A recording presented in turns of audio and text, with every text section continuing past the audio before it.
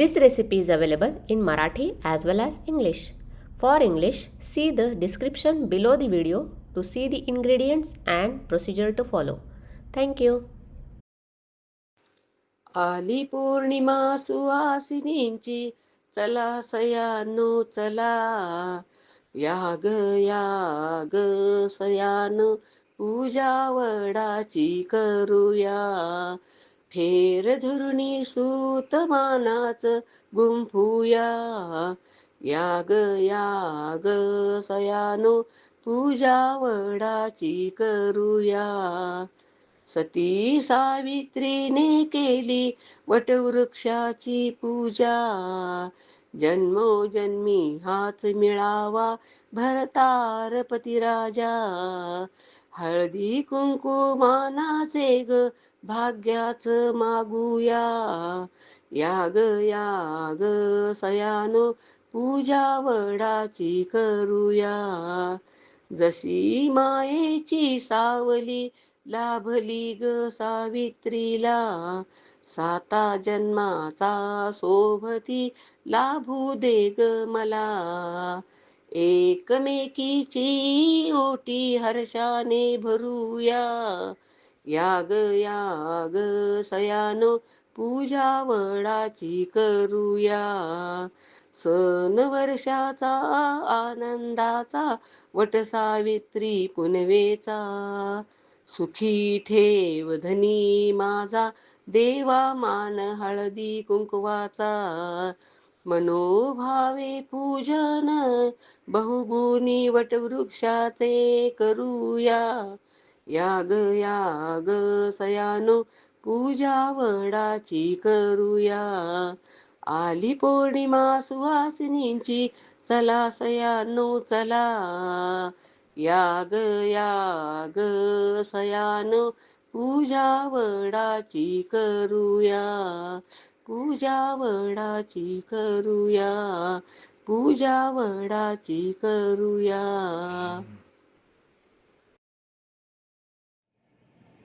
नमस्कार, मी रेखाच किचनमध्ये आपणा सर्वांचं खूप खूप मनापासून स्वागत.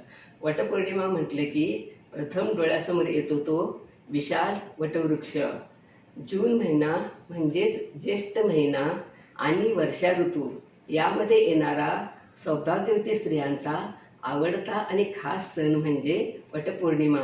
तर आज आपण वटपौर्णिमा कधी आहे, कशी आणि का साजरी केली जाते, धार्मिकदृष्ट्या, वैज्ञानिकदृष्ट्या, पर्यावरणदृष्ट्या, आरोग्यदृष्ट्या आणि वटपौर्णिमेबद्दल असणारी एक पौराणिक कथा, पूजा अर्चा, उपवास, नैवेद्य, आरती याबद्दल आपण थोडक्यात माहिती जाणून घेणार आहोत. या अगोदर आपण गणेश उत्सव, दसरा, दिवाळी, संक्रांत हे सण उत्सव कसे साजरे करतात याबद्दलही जाणून घेतले आहे. आपणा सर्वांना माझ्याकडून वटपौर्णिमेच्या मनापासून प्रेमपूर्वक वटवृक्षासारख्या विशाल आणि भव्य दिव्य शुभेच्छा. आणि वटपौर्णिमेनिमित्त आपणा सर्वांना मला एक सांगायचं आहे की एक तरी झाड लावा आणि पर्यावरणाचा समतोल राखा. व्हिडिओ शेवटपर्यंत बघा म्हणजे सर्व माहिती व्यवस्थित समजेल. तर आता आपण वटपौर्णिमा कधी आहे, कशी आणि का साजरी केली जाते याबद्दल थोडक्यात माहिती जाणून घेऊया. खरं म्हणजे आपल्या हिंदू धर्मातील सर्व सण हे निसर्गाशी निगडीत आहेत. हिंदू धर्मामध्ये वटपौर्णिमेला अनन्यसाधारण महत्त्व आहे. पतीच्या दीर्घायुष्यासाठी आणि अखंड सौभाग्यासाठी वटसावित्रीचे व्रत, उपवास, पूजा अर्चा वगैरे करतात. महाराष्ट्रासह संपूर्ण देशात वेगवेगळ्या पद्धतीने वटपौर्णिमा साजरी केली जाते. यावर्षी सोमवार 29 जून 2026 या रोजी वटपौर्णिमा आहे. वटपौर्णिमा ही तिथी 29 जून रोजी पहाटे 3:06 सुरू होत आहे आणि 30 जून रोजी पहाटे 5:26 समाप्त होणार आहे. त्यामुळे आपण सर्वांनी 29 जून रोजी वटपौर्णिमेचे पूजन करायचे आहे. हिंदू पंचांगानुसार ज्येष्ठ महिन्यातील पौर्णिमा तिथीला वटसावित्री पौर्णिमा साजरी केली जाते. वटवृक्ष हा भारतीय संस्कृतीचा भाग आहे. सावित्रीने आपला पती सत्यवानाचे प्राण यमाची आराधना वटवृक्षाखालीच करून परत मिळवले होते. म्हणून वटपौर्णिमेला वडाच्या झाडाचे महत्त्व आहे. वडाच्या झाडाला राष्ट्रीय वृक्ष देखील मानला गेला आहे. म्हणूनच या व्रताला वटसावित्री व्रत असे म्हटले जाते. आता आपण वडाच्या झाडाचे धार्मिकदृष्ट्या महत्त्व जाणून घेऊया. धार्मिक मान्यतेनुसार वटवृक्षाच्या खोडात विष्णू, मुळामध्ये ब्रह्मा आणि फांद्यामध्ये शिव विराजमान असतात असे मानले जाते. 4 वेदांपैकी ऋग्वेद, अथर्ववेदमध्ये वडाच्या झाडाचा उल्लेख आढळतो. कुरुक्षेत्री देवांनी महायज्ञ केला. हा यज्ञीय वृक्ष असून यज्ञासाठी यज्ञपात्रे याच झाडाची बनवितात. वडाच्या झाडाची पाने विविध पूजेमध्ये वापरली जातात. सृष्टी निर्माण होण्यापूर्वी प्रलयकालीन जलामध्ये भगवान विष्णू वटपत्रावरती बालरूपात शयन करीत अशी पौराणिक कथा आहे. ब्रह्मदेवाचे वटवृक्ष हा निवासस्थान आहे असे हिंदू धर्मात मानले गेले आहे. आता आपण वडाच्या झाडाची पूजा का केली जाते ते जाणून घेऊया. हिंदू धर्मामध्ये वडाच्या झाडाला धार्मिक महत्त्व आहे. तसेच वडाच्या झाडाला पवित्र देखील मानलं जातं. भारतात सर्व सण प्रत्येक नात्याशी जोडलेले आहेत. पतीपत्नीचं नातं तर फार महत्त्वाचं मानलं जातं. स्त्रिया पतीच्या दीर्घायुष्यासाठी आणि अखंड सौभाग्यासाठी वडाच्या झाडाची पूजा आणि व्रत करतात. ज्येष्ठ शुद्ध त्रयोदशीपासून पौर्णिमेपर्यंत त्रिरात्र व्रत आहे. वडाच्या झाडाची पूजा मुख्यतः पौर्णिमे दिवशी केली जाते. अशा या दैववृक्षाच्या छायेखाली साधना व्रत केल्याने मनोकामना पूर्ण होते असे मानले जाते. सौभाग्यवती स्त्रिया आनंदाने उत्साहाने 16 शृंगार करतात, नटतात, वडाची पूजा व्रत करतात. वटवृक्षाचं आयुष्य 200 ते 300 वर्षे आहे असे मानले जाते.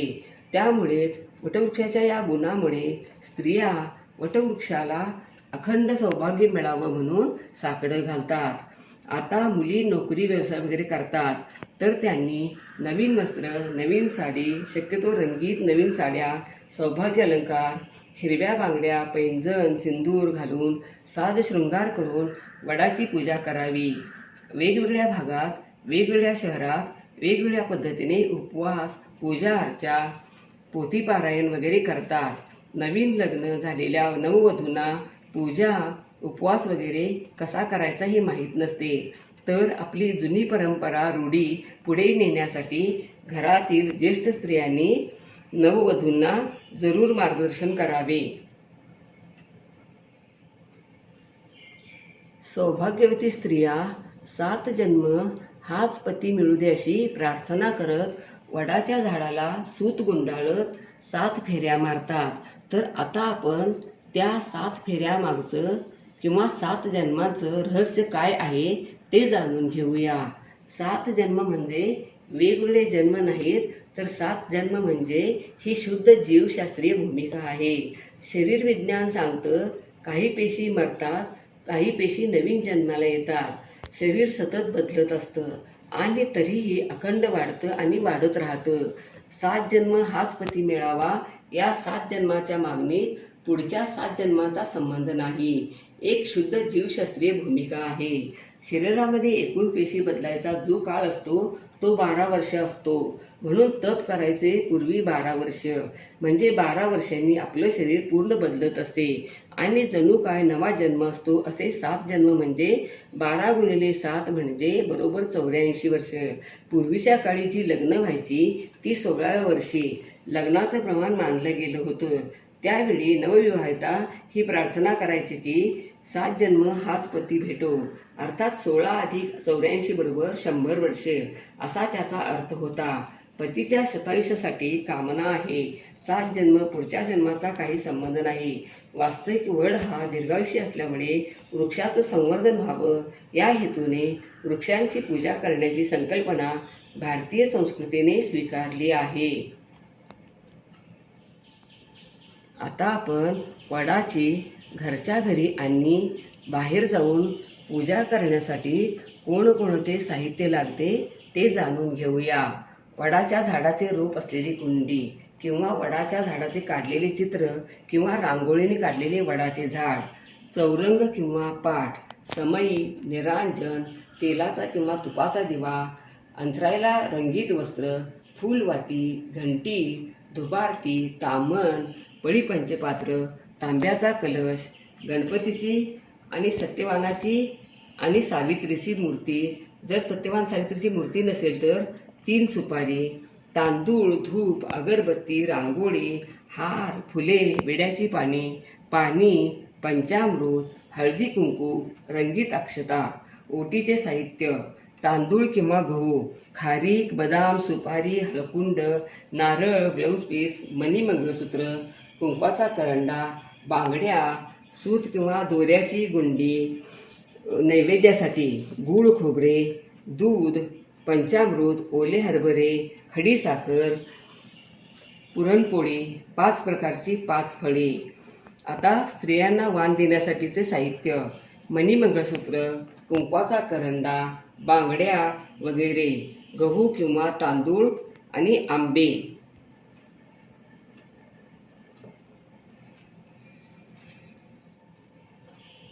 आता आपण घरच्या घरी पूजा कशी करायची ते जाणून घेऊया. वटपौर्णिमेच्या दिवशी सकाळी लवकर उठून सडा रांगोळी करून स्नान करून उगवत्या सूर्याला अर्घ्य द्यायचे. नंतर हळदी कुंकू फूल वाहून उंबरट्याची पूजा करायची. नंतर देवपूजा करायची. नंतर पाटावर किंवा चौरंगाभोवती रांगोळी काढून वस्त्र अंतरायचे. त्यावर रोप असलेली कुंडी किंवा चित्र रांगोळीने काढायचे किंवा चित्र ठेवायचे. तेला तुपाचा दिवा लावायचा. गणपती, सत्यवान सावित्रीची मूर्ती असेल तर ती किंवा नसेल तर 3 सुपारी अक्षता ठेवून त्यावर ठेवायच्या आणि षोडशोपचारे पूजा करायची. रोपाला प्रथम पाणी, नंतर दूध, नंतर पुन्हा पाणी अर्पण करायचे. नंतर हळदी कुंकू, वस्त्रमाळ, हार, फुले व्हायची. धूप अगरबत्ती लावायची. नंतर धागा किंवा सूत 4 बोटांना 7 पदर गुंडाळून घेऊन ती रोपाला चिकटपटीने चिकटवायचे. धागा गुंडाळून झाल्यावर रीळपासून कट करायचा नाही. रीळ तसेच गाठ न मारता ठेवायचे. नंतर वटसावित्रीची ओटी भरायची. घरातील इतर स्त्रियांची, सासू, जाऊ, नणंद वगैरेची ओटी भरून वाण द्यायचे. नंतर कथा वाचायची किंवा ऐकायची. नंतर आरती करायची. नंतर पुरणपोळीचा नैवेद्य दाखवायचा. अग्निदेवच्या साक्षीने आपण जे काही उपवास वगैरे करतो, पूजा अर्चा, नैवेद्य, ते देवी देवता यांचा स्वीकार करतात. आता आपण बाहेर जाऊन वडाच्या झाडाची पूजा कशी करायची ते जाणून घेऊया. घरी करतो त्याप्रमाणे सर्व करून साज शृंगार करून नवीन साडी, शक्यतो हिरवी साडी नसेल तर पिवळी किंवा रंगीत साडी नेसून पूजा करायला जायचे. तिथे गुरुजी किंवा भटजी असेल तर ते पूजा करायला जशी सांगतात त्याप्रमाणे षोडशोपचारे पूजा करून वडाला धागा गुंडाळत 7 प्रदक्षिणा घालायच्या. कथा ऐकायची किंवा वाचायची. गुरुजींना दक्षिणा द्यायची. 5 सुवासिनींची ओटी भरायची. काही स्त्रिया वडाची पूजा करेपर्यंतच उपवास करतात. काही जणी पूर्ण दिवसभर उपवास करतात. नंतर पुरणपोळीचा नैवेद्य दाखवायचा आणि उपवास सोडायचा. ज्यांच्याकडे जशी पारंपरिक पद्धत आहे त्याप्रमाणे उपवास, पूजा अर्चा, नैवेद्य केला तरी चालेल. काही जणींच्या तब्येतीच्या तक्रारी असतात किंवा महिन्यातील 4 दिवस किंवा इतर काही अडचण आली तर घरातील इतर स्त्रियांनी पूजा अर्चा, उपवास वगैरे केला तरी चालतो. सौभाग्यवती स्त्रियांसाठी हिरव्या रंगाचे महत्त्व आता आपण जाणून घेऊया. सौभाग्यवती स्त्रियांचा आवडता सण वटपौर्णिमा सौभाग्यवतीसाठी खास मानला जातो. साज शृंगार करून लग्न झाल्यावर हिरव्या बांगड्या घालतात, हिरवी साडी नेसतात. हिरवा रंग हा देवीचं प्रतीक आणि सौभाग्याचं लेणं मानलं जाते. त्यामुळे नवरी लग्नाच्या वेळी हिरव्या बांगड्या म्हणजे चुडा करते. हिरवा रंग हा निसर्गाशी संबंधित असल्यामुळे एक वेगळीच ऊर्जा मिळते. शास्त्रामध्ये हिरव्या रंगाला खूप महत्त्व आहे. हिरव्यागार निसर्गाकडे म्हणजेच हिरव्या झाडाकडे किंवा हिरव्या गवताकडे पाहिले तर मन शांत होते. त्यामुळे हिरव्या रंगाचे अनन्यसाधारण महत्त्व आहे. हिरवा रंग हा निसर्गाचे प्रतीक आहे. डोळ्यांना आराम, समाधान, त्वचेला तृप्ती मिळते. त्यामुळे शक्यतो वटपौर्णिमेला हिरव्या रंगाची साडी परिधान करावी, नाहीतर लाल, पिवळी, जांभळी या रंगाची साडी परिधान करावी. रंगाचं एक वेगळं जीवन आहे. रंगाशिवाय जीवन हे रंगहीन वाटू लागते. आता आपण पती पत्नीच्या नात्यासाठी वटसावित्री पौर्णिमेचं महत्त्व जाणून घेऊया. विवाह बंधनात पती पत्नीचे मानसिक ऐक्य महत्त्वाचे असते. एकमेकाच्या मनात प्रेम, जिव्हाळा आणि बांधिलकी निर्माण झाल्याशिवाय पती पत्नी आचार विचारांनी एक होऊ शकत नाहीत. हेच ज्येष्ठातील वटपौर्णिमेतून सूचित होतं. वटसावित्री व्रत अनेक अर्थाने महत्त्वाचे आहे. आजकाल सुशिक्षित स्त्रियांना वटसावित्रीचे व्रत करणे रुचत नाही, कारण हे व्रत म्हणजे पतिसेवा या दृष्टिकोनातून याकडे त्या बघतात. पण वटसावित्री सणाचा अर्थ अधिक व्यापक आणि खोल आहे. विवाह बंधनात आणि संसारासाठी फक्त पैशाची गरज नसते, तर मानसिक ऐक्याची आवश्यकता असते. एकमेकांच्या आचार विचारांना आत्मसात करण्याइतपत जिव्हाळा, प्रेम, बांधिलकी निर्माण झाल्याशिवाय संसार सुखी होऊ शकत नाही. हेच सत्यवान सावित्रीच्या कथेतून स्पष्ट होते. आता आपण वडाच्या झाडाचे नैसर्गिक आणि पर्यावरणदृष्ट्या महत्त्व जाणून घेऊया. वडाच्या झाडाला भारताचा राष्ट्रीय वृक्ष मानला गेला आहे. आपण दवाखान्यात ऑक्सिजनसाठी लाखो रुपये खर्च करतो आणि डॉक्टरांना देव मानतो, पण निसर्ग आपणास सर्व काळ मोफत ऑक्सिजन देत असतो. त्यामुळे निसर्ग हाच खरा देव आहे. वडाच्या झाडाचा कृष्णवट हा एक प्रकार असतो. या झाडाची पाने वाकलेली असल्यामुळे द्रोणासारखी दिसतात. प्राणी, पक्षी यांच्यासाठी देखील वडाचे झाड अत्यंत उपयुक्त आहे. त्यामुळे वडाला आधार वड देखील म्हणतात. मोठ्या प्रमाणात बिया लावून देखील हे झाड उगवत नाही, परंतु प्रत्येक फांदी, पारंब्या, पानातून सुद्धा नवीन वटवृक्ष जन्म घेत असतो. म्हणून वडाच्या झाडाला अक्षय वट देखील म्हटलं जातं. सृष्टीचं, निसर्गाचं संतुलन राखण्यामध्ये वडाच्या झाडाचे खूप महत्त्व आहे. म्हणूनच आपल्या पूर्वजांनी, ऋषीमुनींनी वडाच्या झाडाला ब्रह्माचा दर्जा दिला आहे. ब्रह्मदेवाचे वरदान लाभलेला हा वटवृक्ष. वडाच्या पूजेमागे पौराणिक कारण तर आहेच, त्याचबरोबर वैज्ञानिक कारणसुद्धा आहे. या दोघांची सांगड घालून आपण आपली वनसंवर्धनाची संस्कृती देखील जपत आहोत. शास्त्राने आपली वनसंपत्ती टिकण्यासाठी अनेक धार्मिक गोष्टींचा आधार घेतला आहे.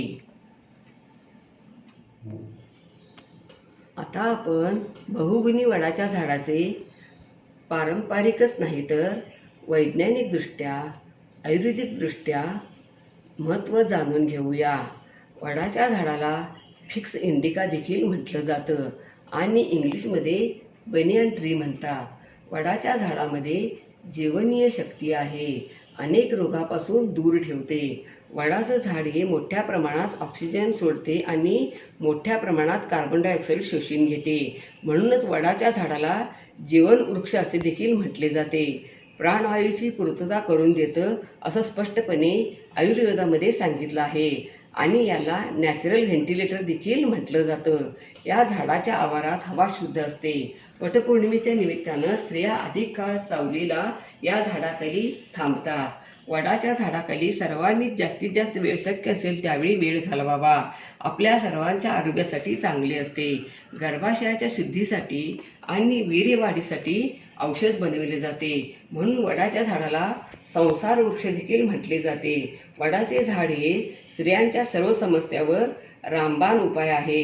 दररोज जरी वडाच्या झाडाला एक तरी प्रदक्षिणा घातली तर आपल्या आरोग्यासाठी अत्यंत फायद्याचे आणि उपयुक्त आहे. आता आपण सत्यवान आणि सावित्री यांच्याबद्दल पौराणिक कथा आहे ती जाणून घेऊया. वटपौर्णिमे दिवशी सत्यवान सावित्रीची कथा ऐकण्याचे किंवा वाचण्याचे खूप महत्त्व आहे. प्रथम आपण सावित्रीचा जन्म कसा झाला ते पाहूया. जगतपूज्य अर्थात जगन्माता सावित्री संपूर्ण जगाला पूजनीय आहे. सावित्री म्हणजे वेदमाता, गायत्री आणि सरस्वती. सावित्रीचा जन्म पौराणिक कथेनुसार मद्रा देशाचा राजा अश्वपती याची मुलगी. अश्वपती राजाला मुले नव्हती. त्यांनी संततीसाठी यज्ञ केला. त्यांनी तपश्चर्या करून देवी सावित्रीला प्रसन्न करून घेतले. देवी सावित्रीने त्यांना वरदान दिले. देवीच्या वरदानामुळे त्यांना कन्यारत्न प्राप्त झाले. ही कन्या सावित्री ही अतिशय सुंदर आणि सदाचारी आणि गुणी मुलगी होती. यथावकाश ती वयात आली. तिच्या तेजस्वी व्यक्तिमत्वामुळे कोणी राजपुत्र तिच्याशी विवाह करण्यास धजेना. तेव्हा ती स्वतः वडिलांच्या सांगण्यानुसार आपल्या पुरोहितांसोबत वरसंशोधनासाठी निघाली. यथाकाळ शाल्व देशाचा राजा द्रुमदसेन याच्या सत्यवान नावाच्या मुलाला तिने वरले. शत्रूकडून पराभूत झाल्यामुळे राजा आपल्या पत्नी आणि मुलासह अरण्यात राहत होता. सत्यवानाला प्रसन्न करून ती आपल्या राजवाड्यात आली. तिचा निर्णय नारदमुनींना समजला. नारदमुनींना अपार दुःख झाले, कारण सत्यवान हा लग्नानंतर वर्षभरातच मृत्युमुखी पडणार आहे ते जाणून होते.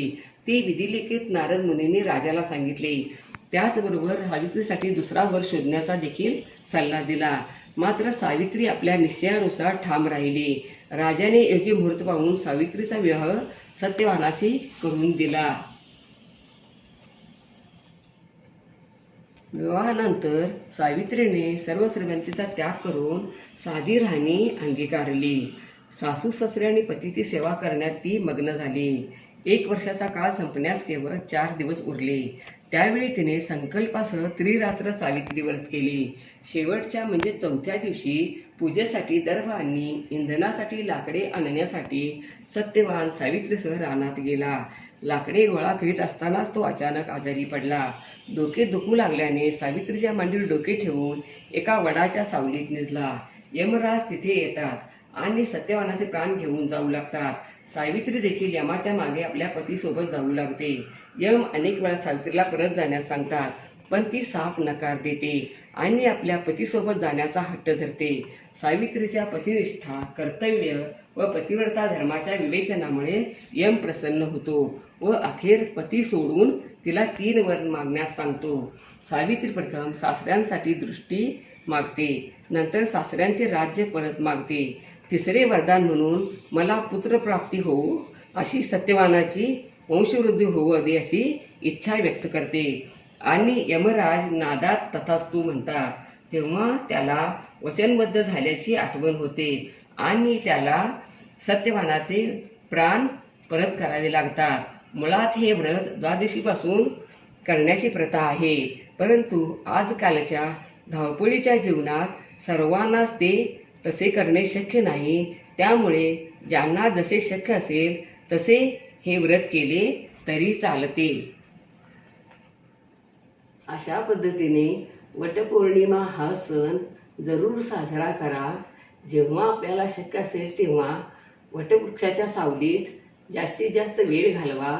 शक्य असेल तेव्हा दररोज एक तरी प्रदक्षिणा घाला आणि आपले आरोग्य उत्तम ठेवा. लाईक आणि सबस्क्राईब करा. कमेंट बॉक्समध्ये कमेंट टाका. पुन्हा असेच भेटत राहू नवीन नवीन वेगवेगळे सण उत्सव घेऊन महत्त्वाच्या माहितीसह. धन्यवाद. मस्त खा आणि स्वस्त राहा आणि आपले आरोग्य उत्तम ठेवा आणि सण आणि उत्सवांचा आनंद लुटा. Don't forget to like, share, comment and subscribe. Hit the notification bell ting to get the notifications whenever we upload the new video. Stay tuned for healthy, homemade and tasty recipes every week. Thank you.